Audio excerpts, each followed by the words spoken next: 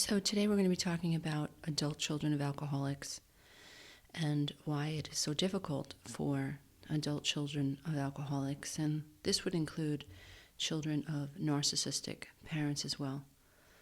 So adult children, or the adult child who has come from a dysfunctional home, that has come from a home that has caused them to have to leave their childhood behind. And why does this happen? This happens because adult children of alcoholics, children of abusive parents, children who don't have the luxury of being taken care of, children who do not have the luxury of feeling nurtured, children who are born to homes where there is rage, there is unpredictability, the rules are always changing, people are cold, there is no attention to the emotional needs, the psychological needs of the child or the children in the home. Parents are dysregulated, they are over-emotional, they are unpredictable, and they are people who are self-absorbed, perhaps in their own pain, in their own chaos, and they are unable to attune themselves to the needs of the children of the home. When someone grows up in this kind of an atmosphere, then very much they are forced to stop being a child. A child or a childhood is a time of self-exploration. It is a time when a child should be full of wonder, looking around, learning to explore their environment, learning to conquer their environment.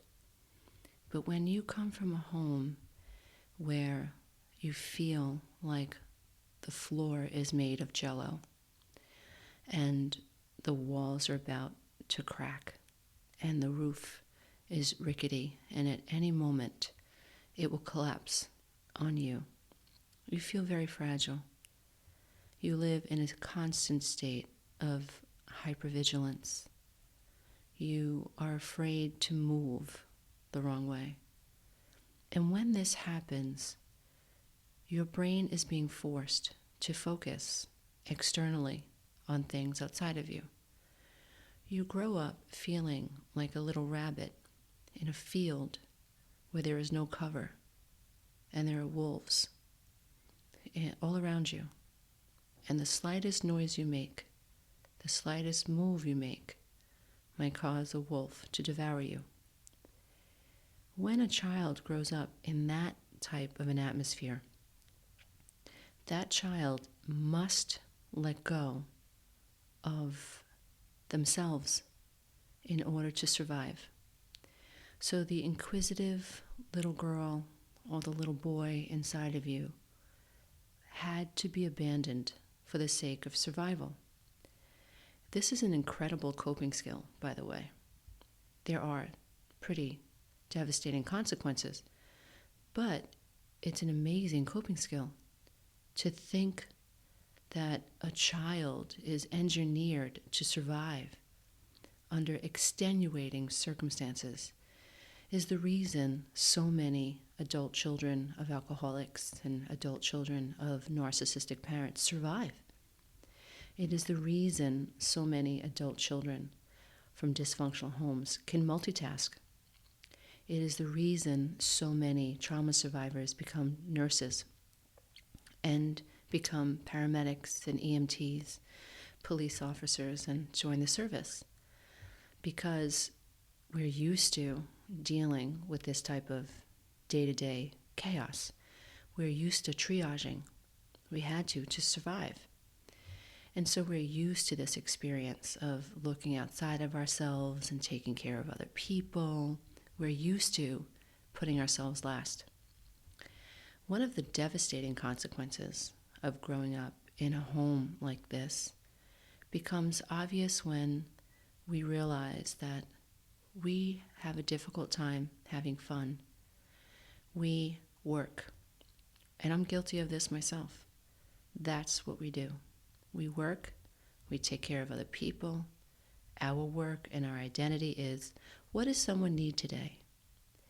And what happens is, and I see this a lot with my clients who are nurses, they get burnt out.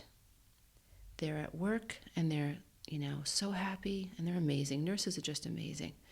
And they make their patients feel so good, even about, having the most difficult treatments. They walk in with a big smile on their face. They help the families feel comfortable all day long, just putting out all this energy. Then they go home and they pick up the kids and they make dinner and they have laundry to do, and the kids have needs. Their husbands or wives have needs. Their mothers have needs. The neighbors have needs. And we get into this rut of feeling lost. And our identity is such that we believe that we are here for everyone else but ourselves. We have lost our childhoods. We have forgotten what it's like to have fun. We don't know what it's like to live life wondering, what makes me happy? What can I do today just for me? Some beautifully self-caring, yes, healthy, selfish thing that's just for me. It might be taking a walk. It might be playing the piano. It might be taking a voice lesson. It might be just doing something completely random just for yourself, right? We don't do those things. Adult children of alcoholics, grandchildren of alcoholics, children of parents who were dysregulated, who were dysfunctional, who had mental health issues. We don't do that. We have lost our childhoods to dysfunction, and we have lost the ability. When we were supposed to be learning about me, myself, and I, we were fixated on who, what, when, and where. When were we going to be abused? Who was going to abuse us? When was it going to happen? Where was it going to happen? And how can I avoid it? And when children grow up with that type of hypervigilance, they are forced to let go of their playful nature. And that is not their fault. That is not your fault. If today, if you look at your life, you work, you take care of people, you don't know you have no idea how to stop and say, wait a minute, wait, what's going on here? What did I do for myself today? Anything. Did I meditate? Did I journal? Did I exercise? What did I do today? Did I call a friend just to talk? Just to talk. Did I buy myself flowers? Or am I all day recycling these subconscious beliefs that are driving me to abandon myself day in and day out on a subconscious level? Am I repeating the patterns of childhood? Am I denying myself the right to take center stage once in a while? Now, when we're healing from things like codependency, because codependency is about this idea that we need to control things that are happening outside of us because our childhoods were so out of control, and we learned that taking care of people was a way to survive. We learned that not taking care of the self avoided tremendous conflict, right? So if we tone ourselves down and we stay small, and maybe the wolves won't see us, maybe they'll leave us alone today, maybe we won't get into trouble. And so when this becomes our disposition, we are absolutely disconnecting ourselves. This becomes an ingrained way of being.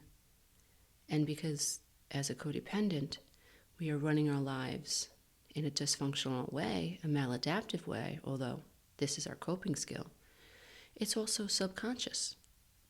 And so we are living subconscious autopilot types of experiences. And I think that is one of the most sad things about being the adult child, because your thinking is subconscious, your behavior is subconscious. You're not really conscious about why you do what you do and the way you do it. And doing can become an obsession. It becomes a behavioral rut. The brain likes patterns. The brain waves that emit from your brain, they're all about patterns and frequencies. And frequencies and patterns are what run the unconscious life.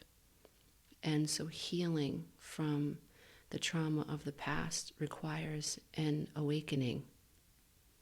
It requires the ability to observe one's childhood, to become a detective, and to investigate how did my childhood impact me?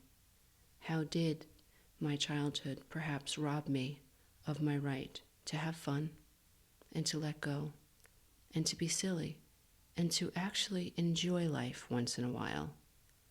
If you are someone who is a workaholic, if you are somebody who has a very difficult time letting go, if you are someone who looks around the room and wonders, why is everyone laughing?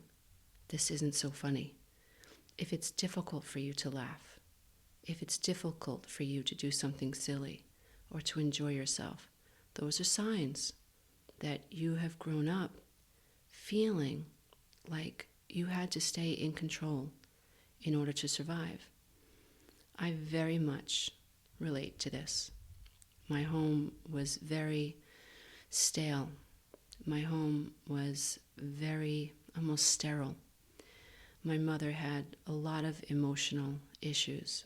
She struggled with, in my opinion, tremendous depression that was undiagnosed, anger and rage, codependency. She was the adult child of 2 alcoholic parents, and she very much needed to control everything. The woman dismantled our stove once a week, literally dismantled our stove once a week, took the screws out of it and everything to clean it. Our home smelt like bleach. We were afraid to move as children. It felt very unsafe and very unpredictable. And I had to become hypervigilant. I had to become obsessed with my mother's moods. I had to monitor her movements. I had to become hypervigilant and watch her mood just change from moment to moment. I had to watch her eyes. I had to pay attention to how quickly she moved into the house and around the house. I had to. If I didn't, she would sideblind me. And it was too scary to think that in any moment she could hijack me and I wouldn't see it coming. So as a coping skill, me staying fixated on her helped me feel safe. And this became a way of being. And it was quite suffocating. And I still have to work on getting away from the computer. I still have to work on not taking on too many clients. I still have to work on not cleaning the house so much. I still have to consciously every day say, what are you going to do for yourself today, Lisa? What playful thing are you going to do? What fun thing? And it could be something as simple as go to the beach, even though it's cold, get out my lawn chair, and just sit on the beach. Maybe play with the sand a little bit. As silly as that sounds, just allow my mind to let go and observe the sun. One of the first things that I did when I was realizing that I had a difficult time having fun was I drove down to a local ice cream shop, walked right in, and bought myself an ice cream cone. And then I walked to the park, not far from the shop, and I sat on a swing. That was something I always wished I could do as a little girl, because I had seen other little girls do that. And that just wasn't possible for me when I was a little girl. We didn't go to the park as a family like that and have ice cream and sit on the swings. We didn't do that. And so that was something that was solidified in my mind. And that marked the beginning of me saying, okay, you know what? It's time for you to have a childhood. It's time for you to remember. And so I hope that this episode has helped you think about your childhood and helped you think a little bit more seriously about how you show up for yourself today, or perhaps how you haven't And I hope that it's given you some inspiration to begin showing up more for the inner child that is within you. Namaste, everybody. Until next time. Bye for now.